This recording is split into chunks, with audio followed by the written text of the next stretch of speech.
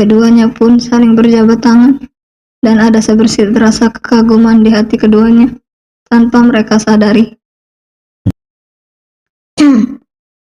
Amanda pun berdeham, karena tangannya tak kunjung dilepaskan oleh Kevin.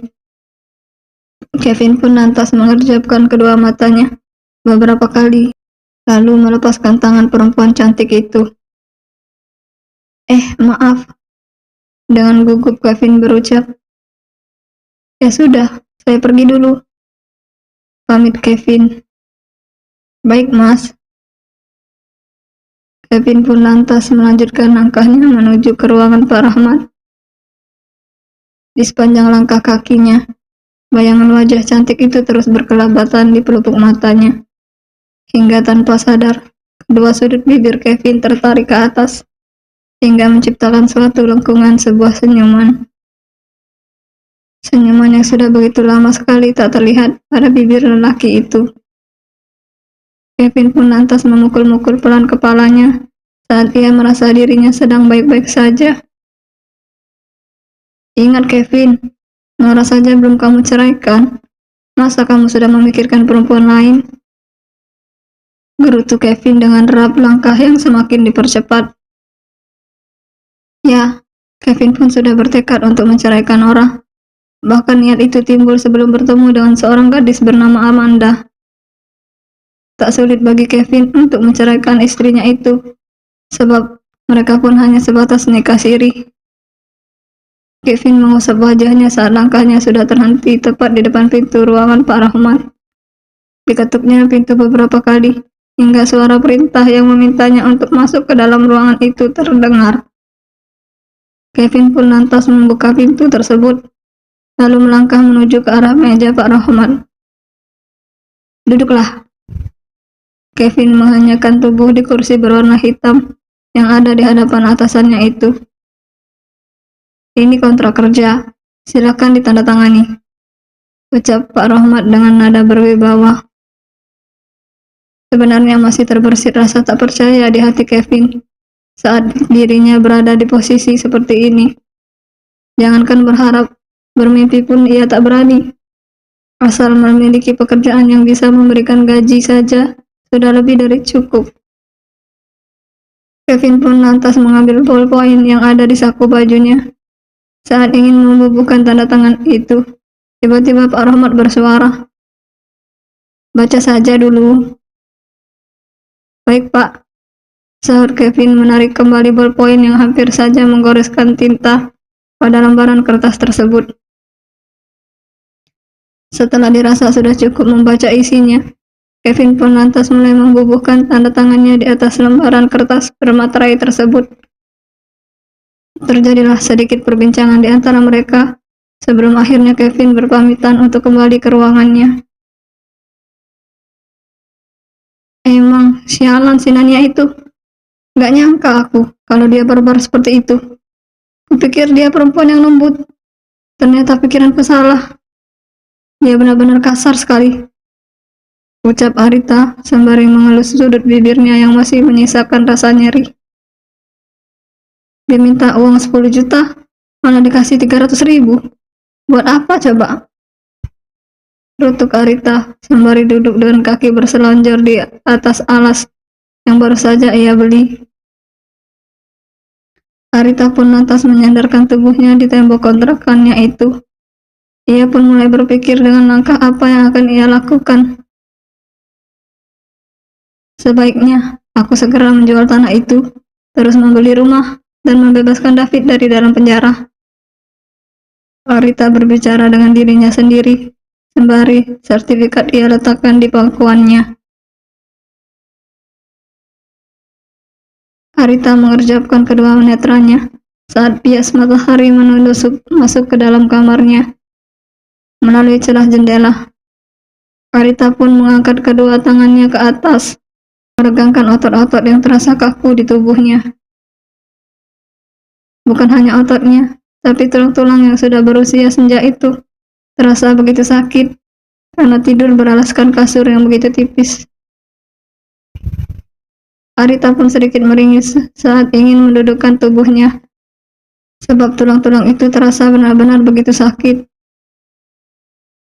Arita pun dengan perlahan bangkit dari berbaringan, lalu berjalan menuju ke arah kamar mandi, yang sebelumnya sempat melirik ke arah jarum jam, yang ternyata sudah menunjukkan pukul 7 pagi. Arita pun mulai menanggalkan bajunya satu persatu, lalu mengguyur seluruh tubuhnya. Tak butuh waktu lama untuk menyelesaikan ritual mandinya. Arita pun lantas mengenakan pakaian yang layak dan pantas. Bergegas ia keluar dari rumah kontrakannya dengan menggantungkan tas di pundak. Tas yang berisi beberapa lembar uang berwarna merah dan juga sertifikat rumah itu. Rencananya Arita akan pergi ke kompleks rumahnya itu untuk menawarkan sebidang tanah yang tak begitu luas kepada salah satu tetangganya yang bisa terbilang sangat kaya. Arita berjalan menuju ke tukang ojek pengkolan. Lalu ia pun meminta pada sang tukang ojek untuk mengantarkan ia ke alamat yang sudah Arita sebutkan. Belasan menit kendaraan roda 2 itu menyusuri jalanan beraspal. Hingga tak berselang lama, kendaraan yang Arita naiki berhenti tepat di depan pintu gerbang yang tertutup rapat dan menjulang tinggi. "Pak, tunggu di sini, jangan ditinggal," ucap Arita sembari menyerahkan helm yang tadi ia kenakan. Sang tukang ojek pun hanya mengangguk patuh mendengarkan perintah dari penumpangnya. Arita mengetuk pintu gerbang dengan keras. Hingga tak berselang lama, terdengar pintu itu terbuka. Lalu menyembullah sosok lelaki berkumis tebal, berperawakan kurus, memakai pakaian yang di sebelah kirinya bertuliskan security. "Pak, Bu Lailanya ada?" tanya Arita masih dengan nada santunnya. "Ada, Bu, silakan masuk." Sang security pun tak banyak bertanya, sebab ia pun juga mengenal siapa sosok Arita. Bergegas Arita pun langsung berjalan masuk, setelah security membuka lebih lebar pintu gerbang. Arita kembali mengetuk daun pintu, dan ternyata sang empunya rumah sendirilah yang membukanya. Sedikit berkerut kening Laila saat melihat tetangganya itu mengunjungi rumahnya. "Silakan masuk," ucap Laila penuh dengan salah sopan. Ya, meskipun ia adalah sosok yang kaya, Laila pun memiliki kepribadian yang bagus, tak pernah memandang derajat seseorang dari harta. Laila selalu memperlakukan orang lain dengan begitu baiknya. Arita menganggukkan kepalanya, lalu ia melangkah menuju ke arah sofa dan menghanyakkan tubuhnya di sana. "Begini Mbak Laila, kedatangan saya kemari ingin menawarkan sebidang tanah milik saya," ucap Arita ke pokok permasalahan. "Tanah yang mana, Mbak? Bekas bangunan rumah itu kah?" tanya Laila. "Iya, Mbak, saya ingin menjual tanah itu. Kalau Mbak Laila ingin membelinya, ini ada sertifikatnya." Arita pun lantas membuka tas miliknya, lalu mengeluarkan benda berharga itu. Diulurkannya sertifikat itu ke arah Laila yang duduk di seberangnya. Ada perasaan ragu saat Laila ingin menerima sertifikat tersebut. "Mbak Laila tenang saja, itu murni tanah milik saya. Tak akan ada masalah di kemudian hari," ucap Arita yang seolah-olah tahu akan kegundahan lawan bicaranya. Laila pun lantas menganggukkan kepala, lalu menerima sertifikat tersebut. Dibukanya lembaran itu, memastikan siapa pemilik dari bidang tanah yang berukuran 100 meter itu. Setelah dirasa cukup membacanya, Laila pun lantas menutupnya. Pandangannya kembali tertuju pada wajah yang terlihat begitu lelah itu. "Besar harapan saya agar Mbak Laila berkenan untuk membelinya," tiba Arita. "Kalau boleh tahu, kenapa dijual?" "Saya membutuhkan rumah, sedangkan saya tak memiliki uang untuk membangun rumah. Rencananya, saya akan membeli rumah kecil-kecilan dan ingin membebaskan putra saya dari penjara," ucap Arita dengan sedikit rasa malu saat mengucapkan kalimat terakhir itu. Laila pun kembali menganggukkan kepalanya, pertanda kalau ia paham apa yang dikatakan oleh seseorang yang ada di hadapannya itu. Tanah itu seluas 100 meter, dan saya menjualnya dengan harga 1.500.000 per meternya. Jadi saya menjualnya dengan harga 150 juta saja, Mbak, ucap Arita selanjutnya. Terlihat Laila seperti sedang berpikir. Gimana ya, Mbak? Tentu saya tidak bisa memutuskannya sendiri. Dan kebetulan sekali suami saya sudah berangkat bekerja. Gimana kalau Mbak Arita besok datang ke sini? Untuk masalah ini, biar saya rundingkan dulu dengan suami saya, ucap Laila dengan hati-hati, tak ingin membuat lawan bicaranya merasa tersinggung. Begitu ya, Mbak? Iya, jawab Laila dengan singkat. Baiklah kalau begitu, besok saya akan datang kembali ke sini. Semoga Mbak Laila akan memberikan kabar baik untuk saya, ucap Arita yang hanya dibalas senyuman oleh Laila.